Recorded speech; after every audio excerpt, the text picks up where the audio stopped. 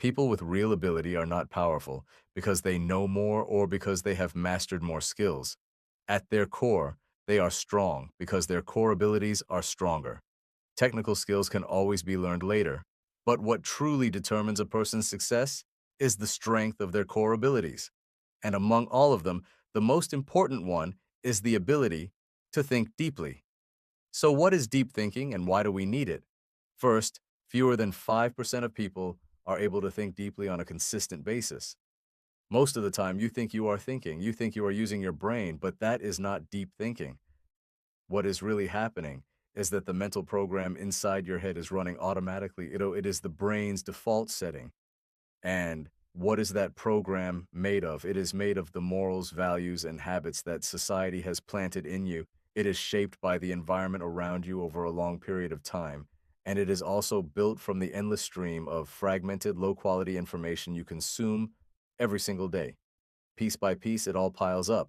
And in the end, what those shallow, scattered emotional inputs usually create is not clarity. It is anxiety. They do not help you think deeply, and they definitely do not help you build clear, steady judgment. In Thinking Fast and Slow, Daniel Kahneman brilliantly explains that the human brain operates through two systems. System one is fast. It is driven by survival instinct, past experience, and the brain's habit of processing fragmented information quickly. System two is slow. It is based on logic and reasoning, and it requires effort, attention, and willpower. If you want to truly solve the complex problems in your life, you need System 2 to step in. That means becoming more deliberate, more patient, more reflective. It means thinking slowly, thinking deeply, and using the rational part of your mind that is willing to challenge habit and resist inertia. But in human society, what is often called the tittytainment effect happens to suppress the development of this second system. So, what is tittytainment? You can think of it as a very simple form of mass sedation. Its purpose is to ease the tension caused by widening class divisions and the gap between rich and poor. In other words, the bottom majority are given just enough comfort, entertainment, and distraction to keep them calm. They are fed an endless supply of low threshold, high stimulation, instant gratification content, so they stay immersed in cheap pleasure. And over time, they lose both the ability to think and the desire to rise beyond their current position. The truth is, most people enjoy this drug like feeling. When they feel bored, they scroll short videos or play games. When they feel lost, they turn to motivational content or emotional comfort. This is how that mechanism spreads. Short videos, variety shows, games, and emotional content are not evil in themselves. That is not the real problem. The real problem begins when a person becomes dependent on these things to fill boredom, anxiety, and emptiness. On the surface, it feels like this creates a perfect, comfortable life, but underneath, it slowly makes you give up on growth. Think about it. How long has it been since you seriously finished a book? You may not even have the patience to get through one anymore. Let alone finish it, sit with it, and think deeply about it afterward. And no matter how many short videos you watch now, they still cannot solve the deeper problems in your life. What this mechanism takes away from you is your patience, your judgment, and your ability to truly see a problem for what it is. You end up processing information faster and faster, but the result is this. You know more and more, but you think less and less deeply. So the real issue is not that you do not know enough. The real issue is that you never truly enter deep thought. To put it simply, you keep feeding System 1 junk food while giving System 2 no nutrition at all. And after enough time, the brain is left with nothing but automatic reactions and numbing forms of self-distraction. So how do you build the habit of deep thinking? How do you develop a pair of eyes that can truly see through the world? How do you finally begin to solve the real problems in your life? Here, I want to share a few humble thoughts of my own. Step 1. Learn to filter information and tell truth from falsehood. Especially now in the age of information, we are exposed to an overwhelming amount of content every single day. And within all of it, truth and falsehood are constantly mixed together. Every idea you accept, every opinion you absorb, can sink deep into your subconscious. And once it does, it begins to shape the way you think, the way you behave, and eventually the direction of your entire life. What is even worse is that most people live on secondhand knowledge and secondhand thinking, and in the end, they live a secondhand life. So, what is secondhand cognition? It is when your beliefs, opinions, and theories are simply handed to you by someone else, You think you are thinking, but in reality, you are only passively receiving. You are not truly analyzing, you are not questioning, you are not examining anything for yourself. And thinking like that is almost the same as not thinking at all. That is why filtering information and learning to tell truth from falsehood is so important. So, how do you actually do it? For example, when you see inflammatory news, a rumor, or an extreme opinion, do not react emotionally right away. Take a breath first. Give yourself 2 seconds to calm down, enter a state of cognitive alertness, and then ask yourself three questions. First, is the source reliable? Who published it first? Was it a credible news outlet, an official institution, or just a personal account online? Second, what is the purpose of spreading this information? Is it trying to make you angry, afraid, excited, or push you to buy something? Third, what interests are hidden behind this point of view?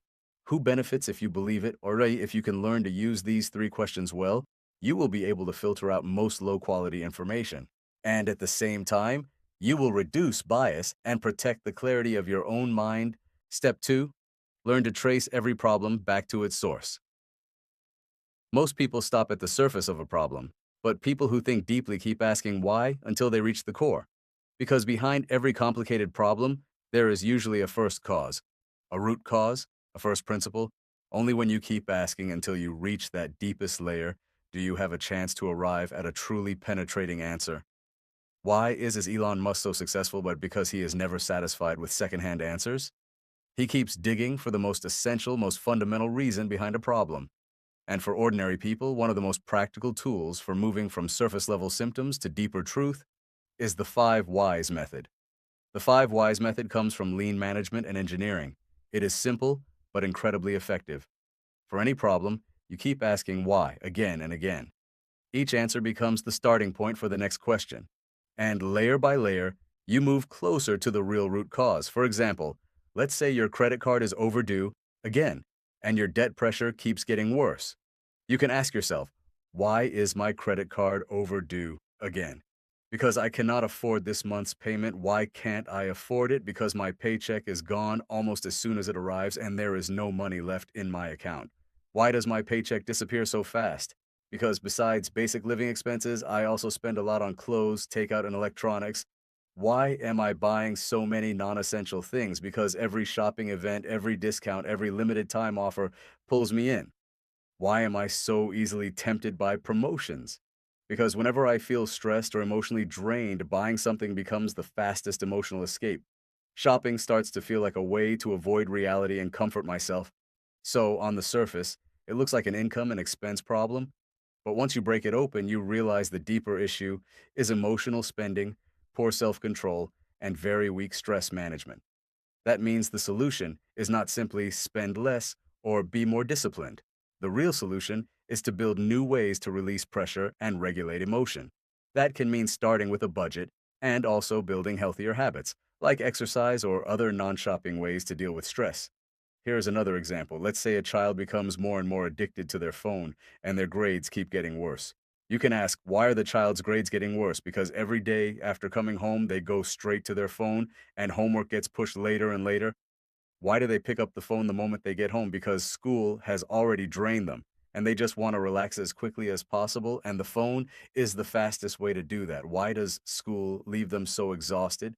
Because what they face every day is not just homework, it is also tests, social pressure, after school activities, and the expectations of teachers. Why don't they relax in some other way? Why are they so dependent on the phone? Because the phone takes the least effort. It gives immediate relief. It helps them forget stress for a moment. They do not have to think. They do not have to face the homework they do not understand or the tasks they have not finished. Why didn't the parents notice the problem earlier? Because the parents are also busy with work, household responsibilities, and their own stress. The child has their own life, the parents have theirs, everyone sees each other every day, but very little time is actually spent sitting down and talking about school, pressure, or emotions. On the surface, it looks like the child is addicted to their phone, but once you break it open, you realize the deeper issue is that the child is under too much pressure. And after coming home, the phone becomes the fastest way to escape from it. At the same time, the family was not able to catch that stress in time or help the child carry it. So the real solution is not just to focus on controlling the phone, It is to first understand what the child is actually trying to escape from, and then to rebuild communication, presence, and real effective support. If you practice this a few more times, you will begin to see what makes the five whys method truly powerful. Its wisdom is not in asking why 5 times mechanically. Its real value is that it helps you look at the repeated problems in your life, your family, your work, and your health, and gain the ability to tear through the surface and see the core. And it is often there at that deepest level that the answer appears. And when it does, it can completely reshape your confidence and your ability to make decisions. Of course, the five whys method also comes with a few important principles. First, every layer of your answer must be specific and solid. Do not be vague. Do not be careless. Do not stop at answers like, because I'm not capable or because the market is bad. Those are too broad. You have to keep digging until you can clearly see who was involved, what happened, and at exactly which step the problem began. Second, you can stop when you reach a point where you can no longer give a deeper answer that is both more fundamental and still within your power to change. Third, master structured thinking. According to first principles thinking, the world is not linear. Behind most difficult problems, there are structural issues. Most people are surrounded by complexity and get lost in the surface of things. But a small number of people can look at the same problem and immediately see the structure beneath it. That is where the difference lies. The real difference is whether you can break a complicated problem apart and then rebuild it into a clearer mental map. It is like how an architect designs a skyscraper. They do not just look at it as one giant object. They first break it down into subsystems, the foundation, the frame, the electrical system, the plumbing, the finishing, and everything else. Then each system is broken down even further. And only after that are all of those parts integrated into one coherent design. That is what makes the building both durable and beautiful. And that is exactly what structured thinking does. It is one of the core tools required for deep thinking. At its core, structured thinking is built on 3 actions: breaking down, finding causes, and reorganizing. Breaking down means taking a complicated problem and separating it into clear, specific parts and layers. Finding causes means analyzing the relationships between those parts, their cause and effect connections, and the deeper rules behind them. Reorganizing means stepping back and rebuilding the problem from a broader point of view. When you do that, you begin to see the real conflict at the center and the possible paths toward a solution. Fourth, metacognition. Let me ask you a question. If you see a harsh, mean comment online and your first reaction is anger, so strong that you want to fire back immediately, or instead you pause and think, is it really worth spending my valuable energy and emotions on a stranger I have never even met? Maybe they are just bored. Maybe they just want attention. And in the end, you choose to block them, ignore them, and save your emotional energy for the people and things that actually matter. If your reaction is the first one, that usually means you are still relying more on system one to deal with the world. But if your reaction is the second one, then congratulations. It means you have already developed, at least to some degree, the ability of metacognition. Metacognition was a concept introduced in 1976 by the American psychologist John Flavel. In simple terms, it means thinking about your own thinking. It means you are not just being dragged around by instinct or emotion. Instead, you are able to step up to a higher level, observe your own thoughts, and manage your judgments and emotional responses. It is not just about thinking about the world. It is about asking, why am I thinking this way right now? Why am I making this judgment? Why is this situation affecting me so strongly? The essence of metacognition is this: a person does not have to remain a servant of their thoughts. They can also become the one who guides them. Metacognition is not something people are simply born with. It is a skill that can be gradually strengthened through daily practice. Here is one simple and practical method I recommend. Keep a metacognition journal. Every night, choose one small event from that day that triggered an emotional reaction in you. Then write it down and reflect on it using this structure. First, what happened? What exactly took place today? Second, what was my first reaction? What emotion did I feel right away? What was my instinctive response? Third, what was the deeper reason behind it? Why did I react that way? What expectation, assumption, or hidden belief was I carrying into that moment? Fourth, did I show empathy? Did I try to see the situation from the other person's point of view? Did I understand their emotions or their circumstances? Fifth, what would have been a better response? If the same thing happened again, what could I do differently? How could I adjust my mindset, my words, or my behavior? Over time, this kind of reflection becomes a form of training. And little by little, you become better at noticing yourself, understanding yourself, and regulating yourself. You stop being controlled by emotion and impulse, and instead you begin to face life's problems with a more mature perspective and a better method. So, in the end, what truly changes a person's destiny has never been how much knowledge they collect. It is their ability to think independently and deeply. And once we truly begin to think, the world itself starts to look different in ways that can feel almost unbelievable. This is a road that very few people choose to walk. But it is also the starting point for the few who gain more freedom, more clarity, and more power to choose their own lives. May you have the courage to begin the habit of deep thinking, and from this point on, make your life something truly different.